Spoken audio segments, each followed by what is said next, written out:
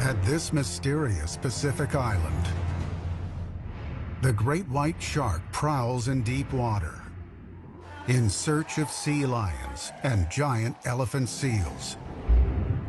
I have seen these animals removing the head of a northern elephant seal with one bite. A supreme hunter, fast and efficient, with serrated teeth and an armory of super senses. When the seals are trying to get to the shore, the sharks are waiting for them in deep water. I saw like 9 predation events in one day, right in this spot. But how do they hone in for the kill? Using state-of-the-art technology. It's coming. Oh, boy. Shark researchers will attempt to decode the hunting techniques of one of the most fearsome predators on the planet. It's coming directly. Oh, they're both going for it. Whoa, whoa. To see for the first time what the great white shark sees as it swims, hunts, and ultimately strikes its prey, even if it means getting too close for comfort.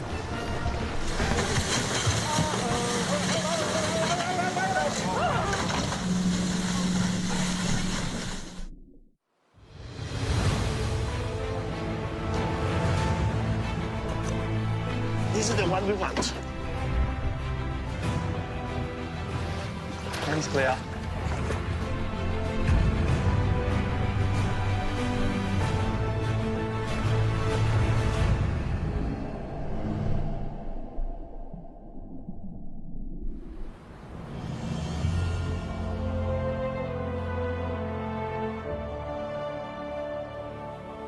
Guadalupe, a remote and rugged volcanic island, more than 250 miles southwest of San Diego, in the Mexican Pacific. It's a harsh and barren environment, with a forbidding rocky coastline, no fresh water, and little vegetation.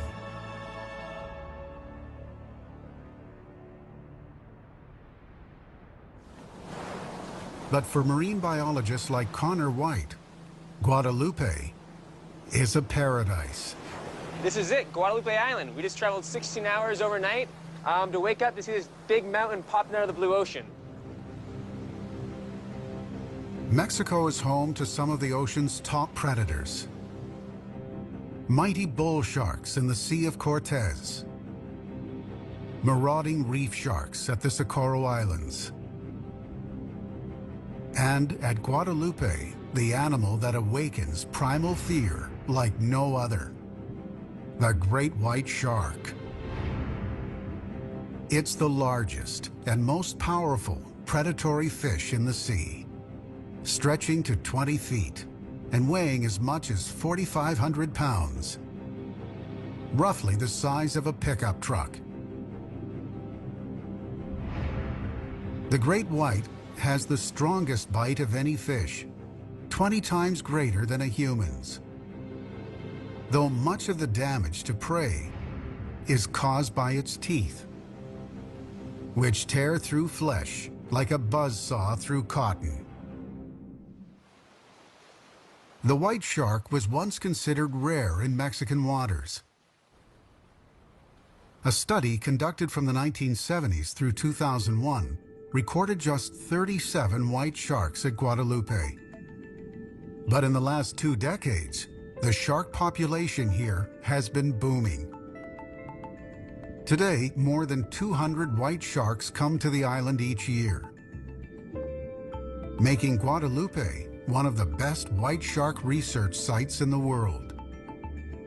It's the perfect place to find answers to the persistent mysteries surrounding the great white. My hope is to really figure out what they're doing here, why they come, how much time they spend here, and then personally, I want to know where they come from. Connor has come to Guadalupe to launch a unique expedition alongside legendary shark expert Dr. Mauricio Hoyos. Working together, they will have 2 days to attach a state-of-the-art camera to the dorsal fin of a white shark, allowing them to enter the shark's realm like never before, to see for the first time what the white shark sees as it patrols its hunting grounds at Guadalupe. There's a ton of life here. There's a bunch of marine mammals, there's tunas, there's sharks, there's turtles. And let's hope we see some big sharks with some tags on them. Connor and Maurizio hope the footage will reveal white shark behaviors, such as mating and birthing, that have never been captured on camera, and unravel the mysteries that still surround these apex predators. I think that when you hear the word shark, the first image that comes to your brain is the white shark because of this movie, Jaws, that was shown in the 70s, and everybody related these amazing and beautiful animals with this man-eater, with this monster.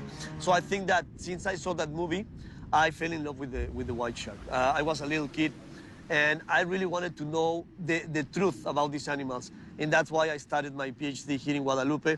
And I started to see a lot of things that are very different from what people believe about these animals.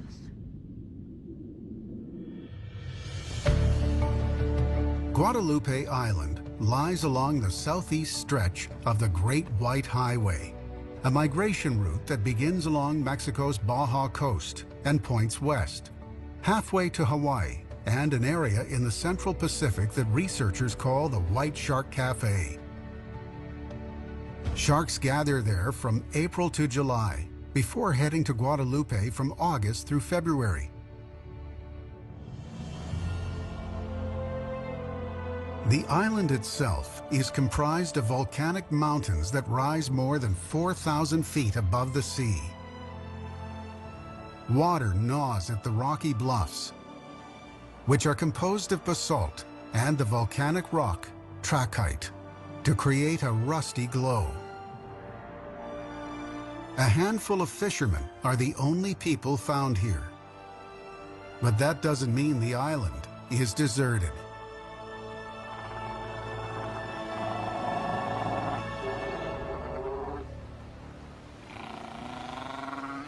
Fur and elephant seals flourished here until the mid-1800s, when they were nearly wiped out by hunters seeking blubber to make oil. In 1888, the elephant seal was declared extinct. In 1892, a Smithsonian expedition to Guadalupe discovered 8 elephant seals, 7 of which were killed to be displayed in museums as rare specimens of science. Somehow, the species survived, hidden from hunters. By the early 20th century, there were more than 100 elephant seals on Guadalupe. In 1922, the Mexican government declared them a protected species. And today, about 10,000 of these large and extraordinary creatures that barely escaped extinction thrive on the island. Elephant seals are among the world's largest carnivores. Bulls can grow to a staggering 20 feet and weigh in at up to 3.5 tons. These rocky inlets provide a safe haven, not just to elephant seals, but fur seals and sea lions. Guadalupe is now a protected nature reserve. The only hunter permitted to take down a seal is the great white shark.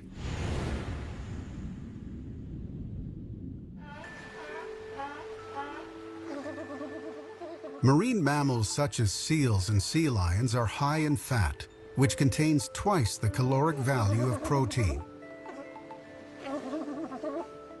White sharks are migratory fish and require fat to fuel their long-haul trips. A female white shark, tagged with a satellite transmitter, journeyed from South Africa to Australia and back.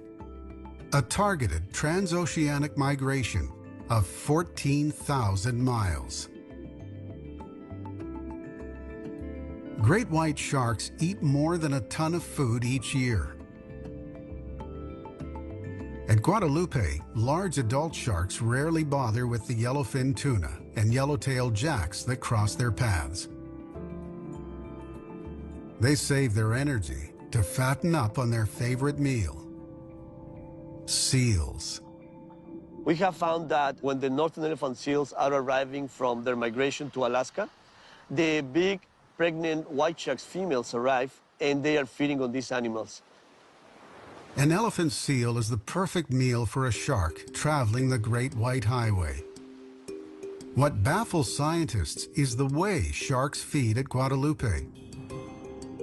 Around the globe, white sharks prefer water temperature between 60 and 75 degrees. So they typically stay in warmer, shallow waters and near the surface. In South Africa, white sharks patrol the shallows for young seals returning to shore and make their kills at the surface. But here in Guadalupe, sharks may be striking their prey farther from shore, in deep water. The question that remains is why? Maurizio has a theory.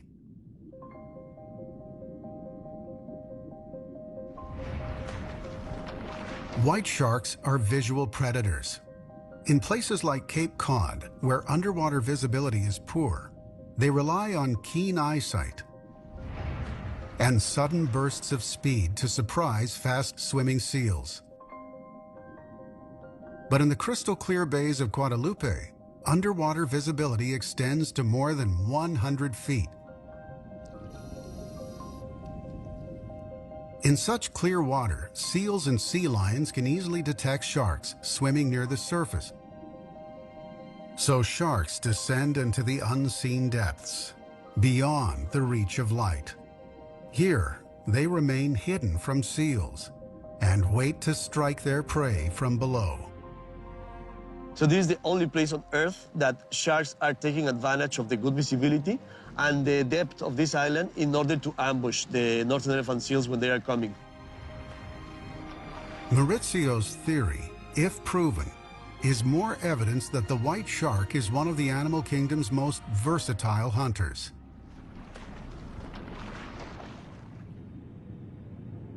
White sharks at Guadalupe are expert at crippling their prey.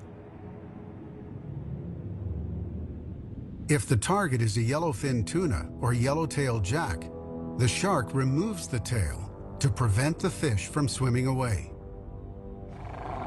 To disable a northern elephant seal, the shark zeroes in on the hind flippers that propel the seal through the water.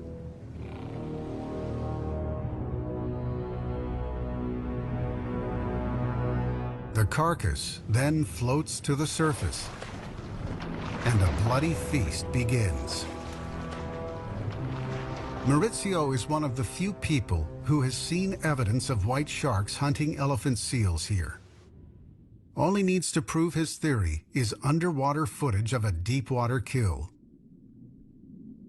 So if we could get that event, I think that it's going to be amazing because it would be the first proof that the sharks are really disabling the northern elephant seals in deep waters. Because now we are inferring.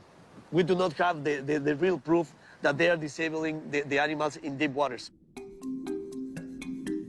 Maurizio has successfully tagged more than 70 white sharks at Guadalupe. He spends at least 6 months each year on the island in a makeshift campsite, forgoing all creature comforts to study the sharks. He hopes his research will challenge the popular myth of the white shark as aggressive, thirsting for human blood. There's a lot of myths about sharks, specifically about the white shark. People believe that if you see a white shark, they are going to eat you. I have underwater stations on this island. They are at about 30 meters, and I have them to record the presence of the sharks with transmitters. I have seen 7 sharks at the same time by myself when I am retrieving the receivers, and I never were afraid of them because thanks to the visibility, they know that you are not a prey. so they wouldn't try to attack you. But most of the people believe that they are man-eaters and that they like humans.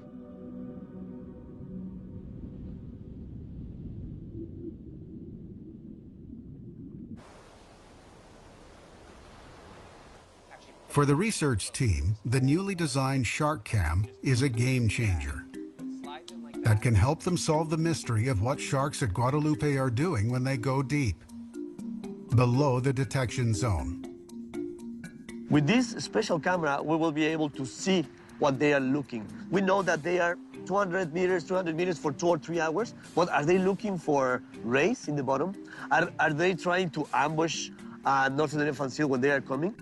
Maurizio has many questions. If the sharks are ambushing seals here, how are they doing it? Are they taking advantage of good visibility? Are they hitting seals from below or from above? Are the sharks interacting with each other? Questions he hopes Shark Cam can help him answer. But these discoveries will have to wait. Connor has received bad news that could sink the expedition. Mauricio actually just radioed into us and told us he broke his boat yesterday, so it's out of commission right now. But he's already ordered a new part, and it should be coming in tomorrow, so hopefully we can get it fixed and get out there and tag some sharks. In the meantime, we're here at Guadalupe Island, so might as well get in the cage and see some sharks up close and personal. They've come to the Northeast Bay, one of the island's great white hotspots. Depths here range from 160 to 260 feet. There should be sharks, especially once they smell lunch. Getting the bait ready. We're chopping up this tuna.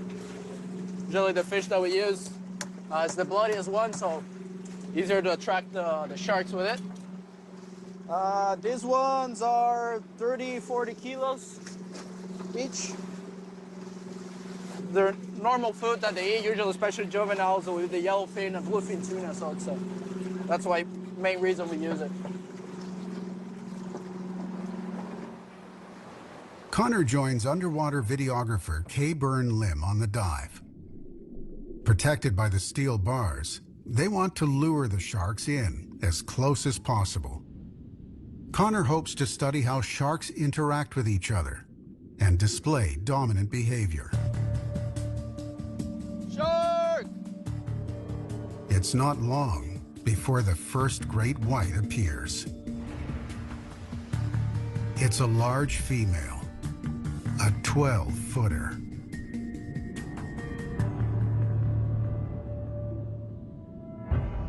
Others soon follow. Connor's cage is quickly surrounded by sharks.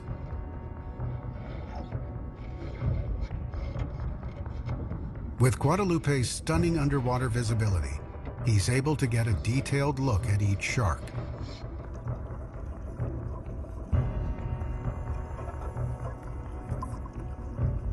Some bear battle scars from prey, typically seals and sea lions, that have fought back with knife-like claws. Sometimes sharks will fight each other for food.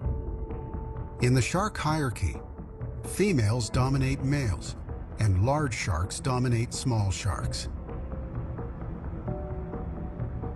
While combat among white sharks is rare, some carry bite marks that match those of other white sharks. Juveniles wisely keep their distance.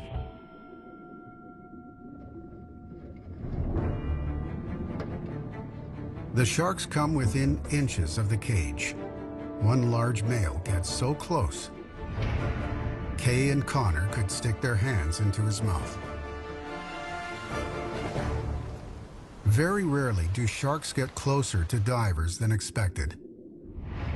Today is one of those exceptions. A juvenile male shark chases a piece of bait near another cage and smashes through the bars. Oh my God. The great white shark is inside the cage. So is a diver. It's in the cage.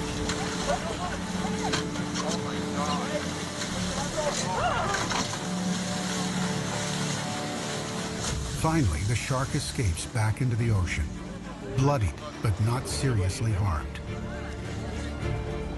But what about the diver inside the cage? Miraculously, he emerges, also unharmed.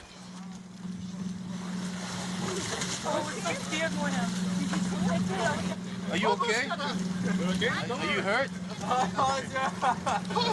Is this the first time this happened? Yeah, like this.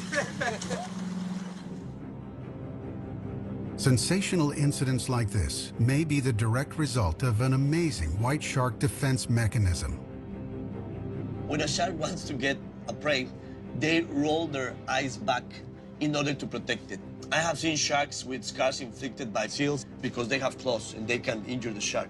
So they do that in order to protect the eye, but unfortunately, they remain blind for a few seconds.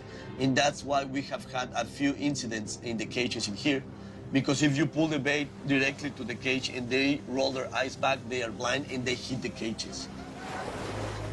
Tiago's quick thinking, opening the top of the cage, allowed the shark to escape. Thankfully, incidents like this are extremely rare in the world of shark tourism, an industry that could soon generate more than $700 million per year worldwide.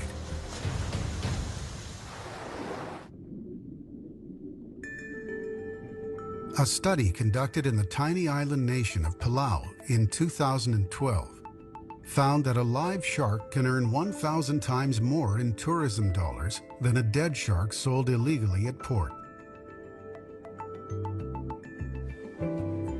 At isolated spots like Guadalupe, far from the Coast Guard and Navy, dive boats keep a watchful eye out for illegal fishing. So shark tourism has added benefits. It was a good day for white shark sightings. But high winds and rough currents make filming difficult. It was extremely rough today. We were bouncing around, being knocked around in the cage. So we have to grab, parts of the cage and hang on tight while filming. So it's pretty tough.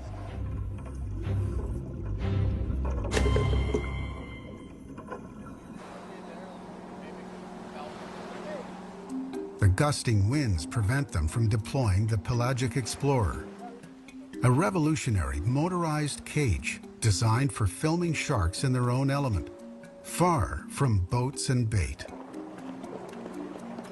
Wind, waves, and a broken boat are all working against them.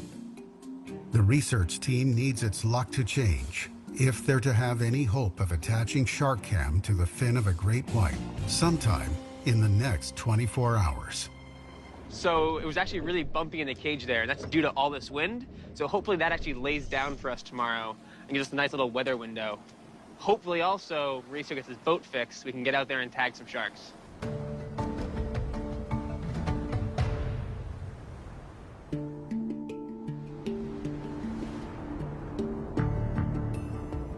The next morning, the weather has improved, slightly. Connor has a plan and heads out to the island to run it past Mauricio. Hello. Hey, Mauricio, how's it going? Welcome to Guadalupe. Hey, how's it going? It's bad. A piece is broken. And a boat is supposed to come today to bring it, but I don't know if they're gonna make it with this weather. Yeah, it's blowing pretty hard. So we had a plan B, actually. It's too rough out there to actually tag off of our boat. Okay. We're thinking we might be able to tie it up to the side of our dive boat and then tag off the side of it. Yeah, let's do it. I spoke with the captains of the boats, and they have seen sharks at the surface, even though that is very rough. So yeah, let's do it. We have a chance. First, Connor must prepare shark cam for the tagging expedition.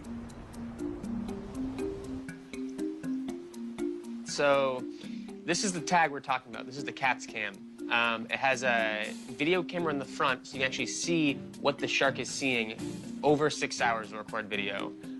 This is basically a Fitbit for sharks, which basically allows you to see every single fine-scale movement the shark makes. And using that, you can figure out energy expenditure as well as behaviors like hunting, resting, etc. It also has a depth and temperature sensor, so you can see what temperature the shark is in and how deep it is at any one point in time. So it's basically recording all the movements of the shark makes, so it's really recording the day in the life of the shark. Connor programs the tag to detach from the shark after 24 hours. It will then float to the surface and emit a high-frequency signal. He and Maurizio will retrieve the tag, download the footage, and hopefully see, for the first time, what the shark sees when it descends into the hidden depths. But clamping a camera onto the dorsal fin of a great white shark is not always straightforward. Putting this float package on a shark can be either really easy or really hard. Depending how enthusiastic and active the shark is, it might come up, fin right next to the panga, right next to the boat. We can easily put this clamp on. If the sharks are a little more cautious, a little more hesitant, they might not get as close to the panga. It all really depends on the shark. And then all you really need is one good pass of the shark with its fin out of the water and go in the right direction. You can clamp it on, and then you're good to go.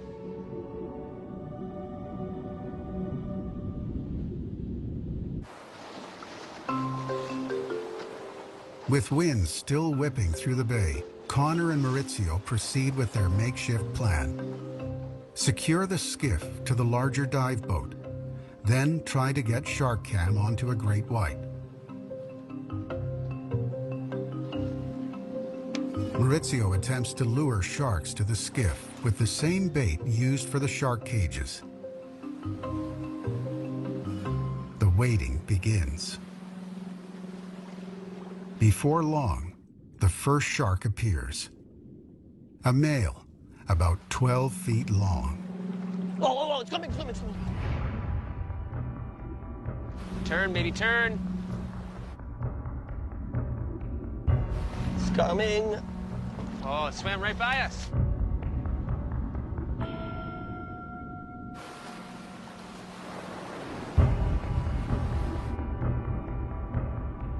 The good news is the sharks are coming close to the boat.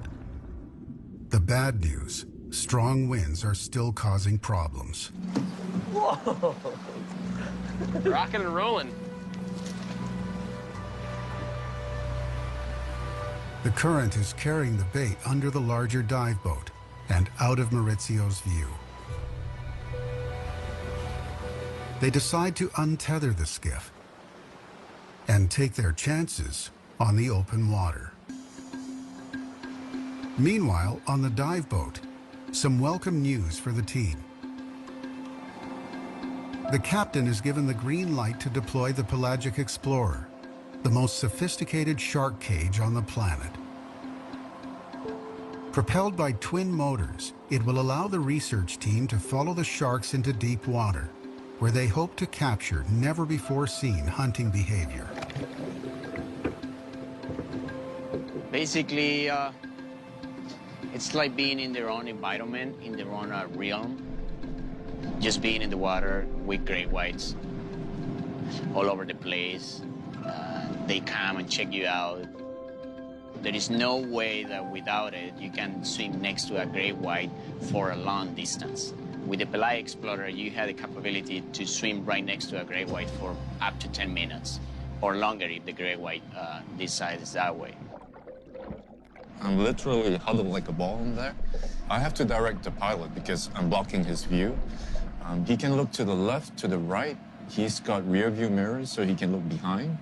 But yeah, I'll have to tell him if I need to go faster, slower, turn left, turn right, or if I see a shark. Kay and Eric need to be alert. They're about to enter the world of a 2-ton apex predator, capable of explosive bursts of speed that reach 35 miles an hour. It seems that they're just hanging out, just cruising around in kind of like in a slow motion, super relaxed. But if they decide to speed up, they can do it right away, immediately. Just think about this. An adult great white that can weigh up to 2 tons, which is 2,000 kilograms, to propulse itself out of the water. Can you imagine how much power you need for that? So they can speed up.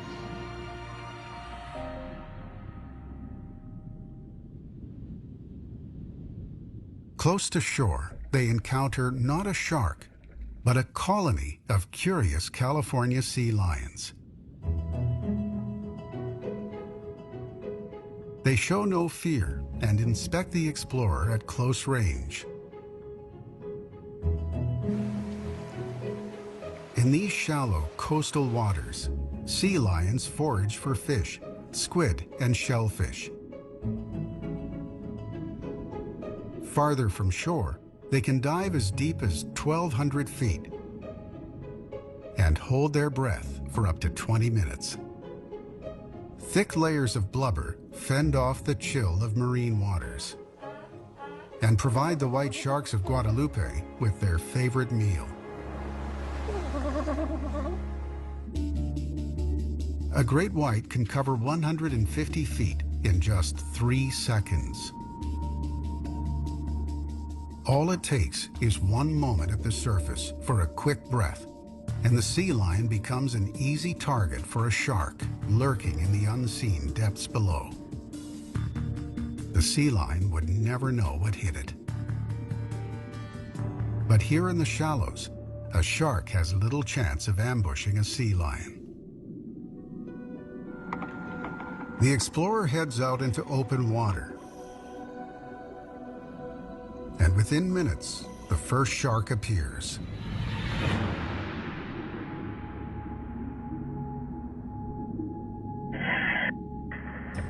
They're checking us out, Eric.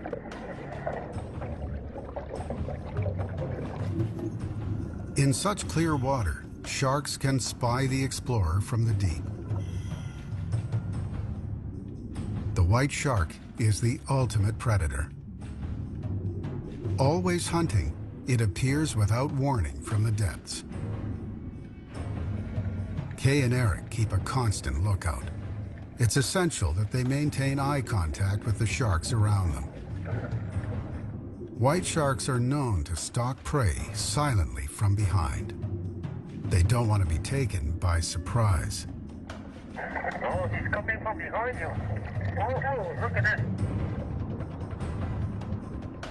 A great white appears quickly from behind, then dives deep, disappearing from view.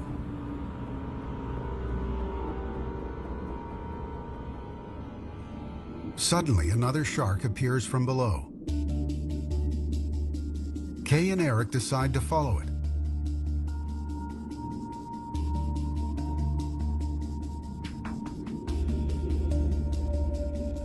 Gradually, Kay comes within touching distance. Without the aid of the explorer, it would be almost impossible to follow a white shark like this.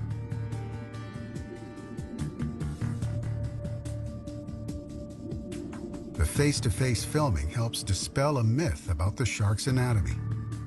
Its eyes, described in the film Jaws as black and lifeless, are in reality a rich, shimmering blue.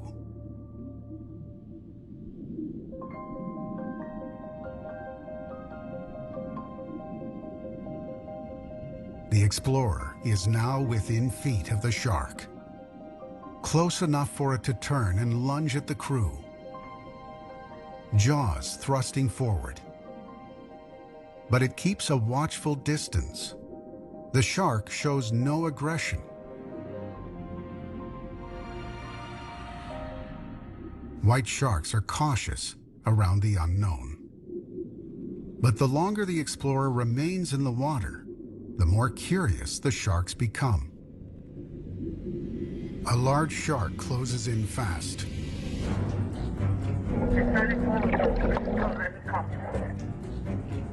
At the last second, the great fish swerves away with a lash of its powerful tail. Again and again, sharks appear out of the blue and head straight for the cage. Coming, it's coming. It's checking us out. Oh, boy.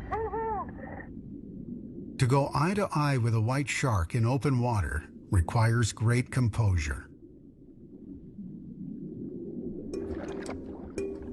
Kay must remain calm and steady to film these close encounters.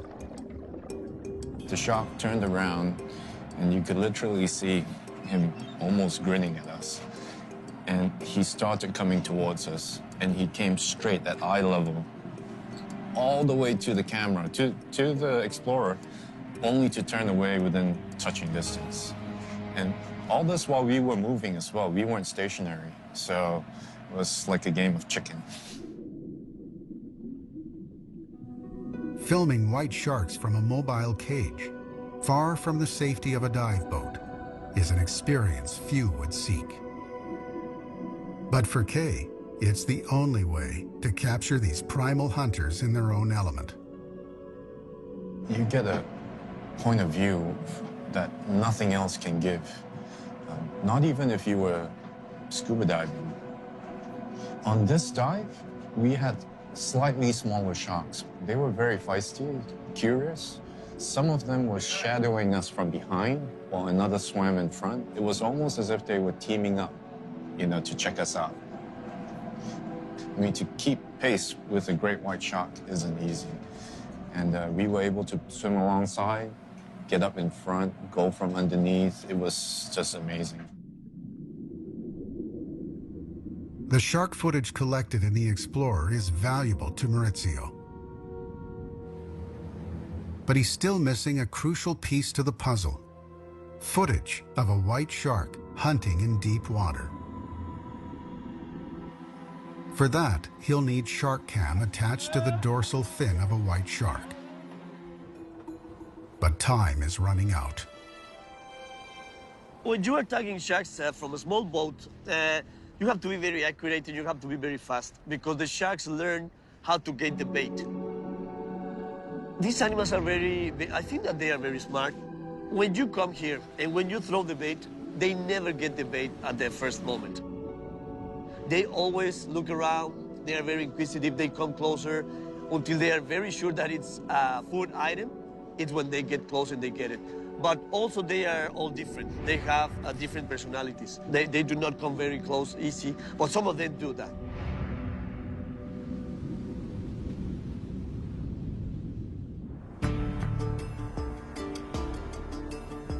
Finally, a break for the tagging team. The winds have died down. Connor and Maurizio don masks to protect themselves from the sun and quickly take advantage of their last remaining day. Once again, Maurizio attempts to lure the sharks to the surface. They love low frequencies. So when you do like this, they come closer. Look. Maurizio's strategy works. Within minutes, curious sharks appear around the skiff. Sharky, sharky, shark. There's a shark. It's coming. It's coming this way. Can you see it? Right here. Yeah.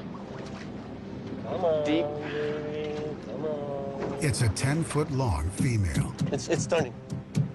Right in front of us. Yeah. Right there. It's coming, it's coming, it's coming. Yeah. The shark is cautious. At the last second, it swerves away from the bait. Come on. Come on. Oh, there's another one. So we have two. We have this one and this one. It's coming. So now we're gonna have some action because they will. Look. It's coming. Whoa! Come on. This is the one. This is the one. Pin. Almost.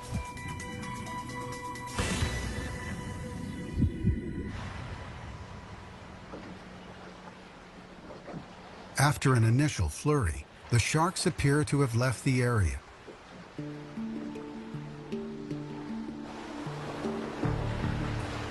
Maurizio decides to explore a different location. One where he believes white sharks stalk prey deep beneath the surface. We are in Twin Canyons. This is to the south of the Northeast Bay. We have seen a lot of predation events in December right here. It's very deep, and that's the second biggest northern elephant seal colony in this area. When I have tracked the sharks, they come to this place. They remain very close to the shore. When the seals are trying to get to the shore, the sharks are waiting for them in deep water. I have seen these animals removing the head of a northern elephant seal with one bite, right in this spot.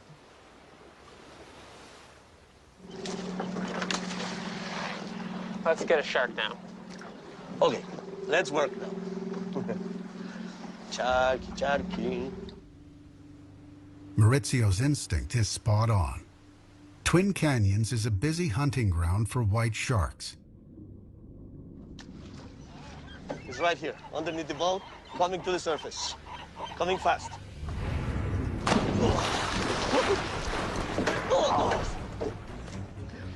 It's close. In this small boat, the tagging team is vulnerable. A 2-ton shark tearing after bait could easily hit the skiff, sending both researchers and their captain into the water, with as many as 100 hungry white sharks. When a shark closes in on prey, the lower jaw strikes first, knifing the prey with serrated teeth. Then the upper jaw clamps down, trapping the prey inside. The entire process takes less than a second. Again and again, the sharks creep up on the boat from deep cover.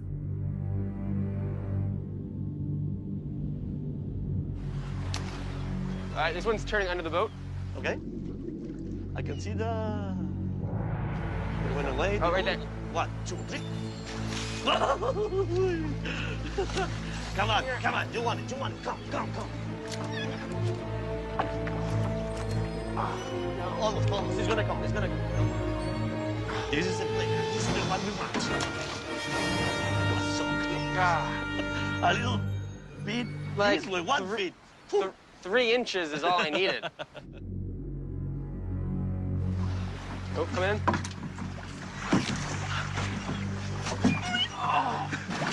Almost, almost. This is the one. This is it. Up. Look, look, look, look. It's coming back. It's coming back. Oh, you got another shark too. We have 2? Yep. Okay. Maybe this is gonna go away. Yeah, it's a juvenile. Look, it's going away. This one's coming right at it. Maybe this is bigger. This is bigger. That's why it's coming. It's the one with the scratch. It's coming directly. Oh, they're both going for it. Oh, no.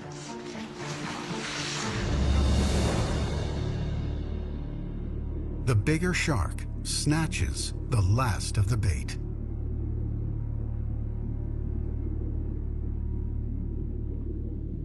Well, we You tried. Yeah. We were very close. Yep, really close. As the sun retreats behind the island, the research team heads back to the dive boat. It's been a frustrating day on the water, and time has run out on the expedition. Today's tagging was good and bad.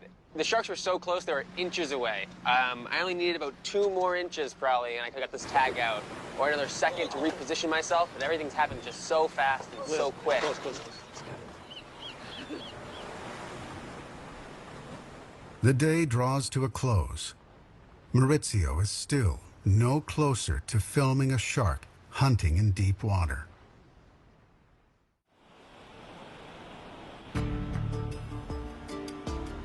With the expedition over, the crew readies for the 18-hour journey back to the mainland. All right, so we're off today. I'm gonna leave the tag with you. So once you get your boat fixed, hopefully you can get these tags out. Okay. I think that I will have a good chance. I have had the sharks very close to me, so I'm sure that I will be able to do it.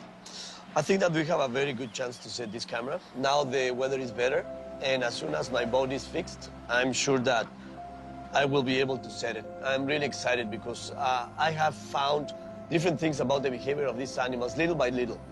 And I think that we have a very good chance to see what the shark is looking when they are in deep water.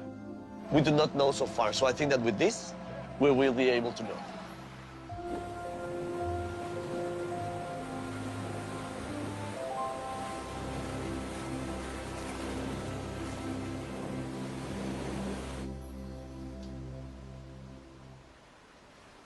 Days after the expedition, Maurizio does receive shark cam footage, recorded by another research team at Guadalupe. For the first time, he is able to see exactly what the shark sees. While they did not capture a predation event, the hours of footage confirm Maurizio's theory that the sharks at Guadalupe descend to great depths, where they are nearly invisible to the seals above. For now, exactly how white sharks hunt seals at Guadalupe remains a mystery. But the investigation will continue.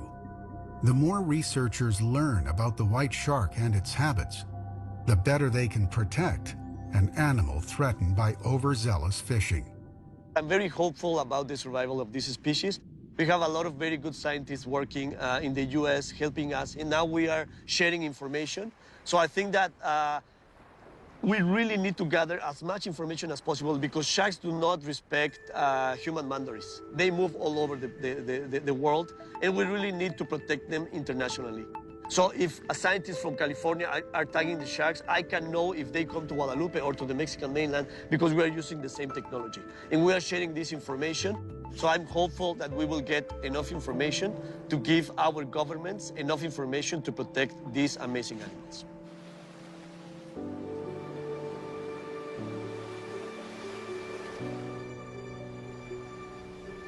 Guadalupe is one of the world's best protected nature reserves.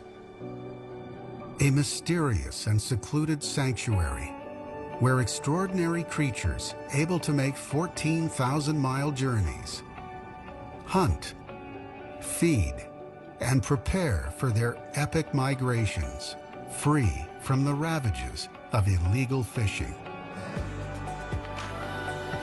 Here, in one of the world's last refuges for the great white shark.